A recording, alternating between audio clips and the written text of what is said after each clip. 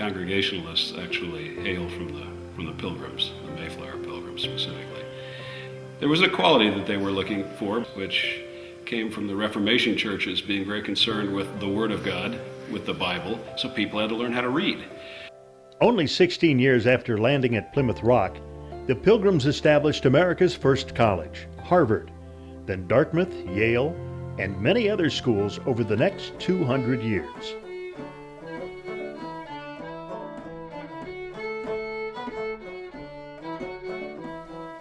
In 1854, the Kansas-Nebraska Act opened new territory for settlement. Land speculators chose the spot where the Oregon Trail crossed the Kansas River to start a town. They advertised a river crossing, a whiskey still, and what they thought was a catchy-sounding Indian word for the town's name, Topeka. That translates to a good place to dig potatoes. Congress left it to the people who settled the territory to vote whether Kansas would join the Union as a free or slave state. The South encouraged pro-slavery pioneers. Free staters, including New England Congregationalists, migrated to advance their ideals of abolition and education. These were people very committed to the cause of keeping slavery out of the Kansas territory. They were just as action-oriented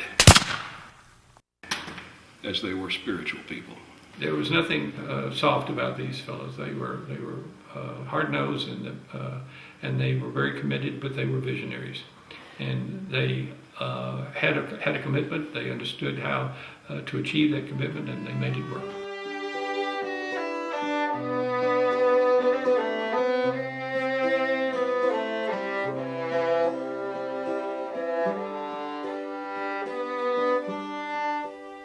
Among the first in Topeka were Congregationalists John and Mary Jane Ritchie.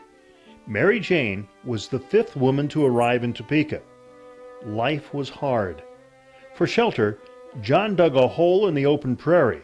Before a house was built, one son was born in the dugout, another son died from the cold. But the Ritchies helped to establish the Topeka Congregational Church and helped runaway slaves escape along the Underground Railroad.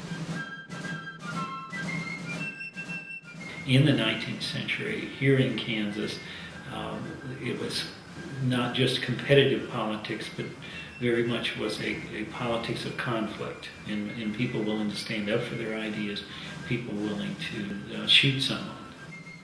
Congregational minister Lewis Bodwell migrated from Connecticut to serve as pastor in Topeka.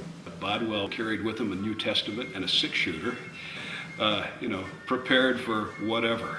At first, for lack of a building, services were held outdoors or at people's homes, providing an easy target for Southern ruffians. It was common for men to go to church fully armed. To promote the ideal of education, the Association of Kansas Congregational Churches vowed to build a college in Kansas. Washburn University was founded by the Congregational Church. They wanted to establish a presence out here on the prairie that would further their religious goals. And so the congregational leadership here in Topeka was positioning themselves so that they could demonstrate that they were the place. In my mind, I see this image of these men out across the prairie, and John Ritchie says, it's here that we want to build a college. Ritchie won the college contract for Topeka, discounting the fact that he didn't own the land or have the money to buy it. Word of a gold strike in the Rockies reached Topeka. The owner of the land John Ritchie wanted got gold fever. To raise a grub stake, he offered Ritchie the land for $10 an acre, $1,600. Ritchie raced to Harvey Rice, a friend, Congregationalist, and successful salesman. Mr. Ritchie came immediately to me and said the land we must secure. I was like Ritchie and had no ready money. To advance his dream, Ritchie risked everything. He mortgaged his home to raise just enough money for Rice to travel to New England. Rice was confident of support from Henry Ward Beecher. But when Rice arrived in New York, Beecher was out of town. Money and time were running out. After about 2 weeks' effort, being somewhat discouraged, it was suggested that I make a visit to Mrs. John Hooker, a sister of Henry Ward Beecher. There, with others, were Reverend Beecher's other sisters, Miss Catherine Beecher and Harriet Beecher Stowe, of Uncle Tom's Cabin fame. When they learned of my business, they became greatly interested. The draft for $2,000 I brought to Topeka, where I arrived the 10th of June, 1859. But just before Rice returned, the Church Association declared Topeka in default of its pledge and awarded the college contract to Lawrence. Ritchie bought the land anyway and waited. Meanwhile, Puritan ideals continued to be pushed in Kansas. 61 years before national women's suffrage, Congregationalists proposed Kansas women be allowed to vote. 1860 was a year of drought and poor crops in Kansas. Lawrence failed on its pledge. So the Topeka delegation proposed building the college on the prairie land John Ritchie would donate for the campus. The college, for a second time, was awarded to Topeka. But the struggle was far from over for Topeka and John Ritchie.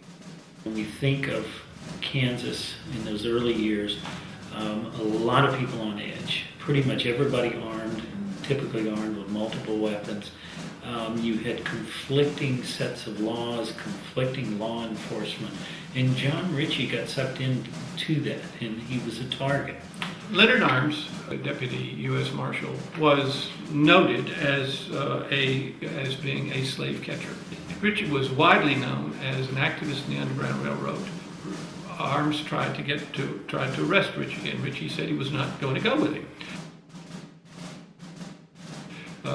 The bullet entered Arms's neck and killed him instantly.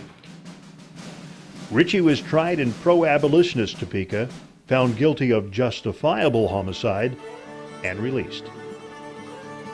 In November, Abraham Lincoln was elected president. 2 months later, Kansas was admitted to the Union as a free state. 3 months after that, the Civil War put building a college on hold.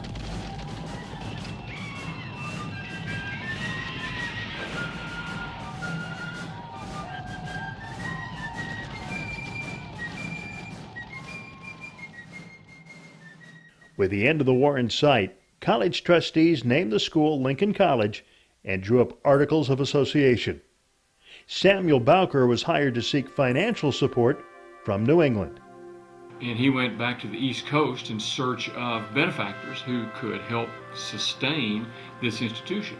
He went to the White House and was granted an audience with Abraham Lincoln. And given the abolitionist movement at the time, and given the deeply held beliefs of the Congregationalists, they struck it off. It said Lincoln pledged a personal donation and promised to help advance the college on the prairie. Less than a month later, Abraham Lincoln was dead.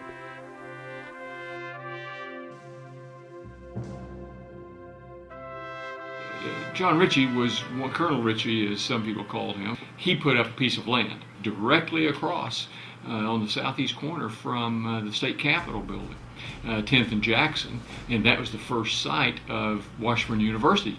Lincoln College opened as a preparatory school with 38 students. That fall, the first 2 college students enrolled. The college was not going to discriminate against blacks or women. They were going to enroll whoever wanted to get an education. Puritan ideals led to some students being admitted who could not pay tuition. That contributed to financial problems. The college was on the brink of closing, so Horatio Butterfield was sent to New England seeking donations. Reverend Butterfield went on to the Northeast, wound up in Massachusetts, and was able to make connections with Mr. Washburn. Mr. Washburn had developed an enormously successful wire company. Ichabod Washburn believed in education, and especially education of women, and was a staunch abolitionist, and said that he would give $25,000. This gift put the college on a more solid financial footing. The Kansas College was mired in a confusing assortment of schools named in honor of Abraham Lincoln, and needed to change its name. Because of the generosity of the offer, The trustees of the then called Lincoln College renamed the college Washburn College. Starting from a Pilgrim commitment to education for all 200 years earlier, campus construction began in 1872 on the prairie site of John Ritchie's dream. College Hill is the 160 acres, the quarter section of land that currently is occupied by the university. It is the campus of the Washburn University.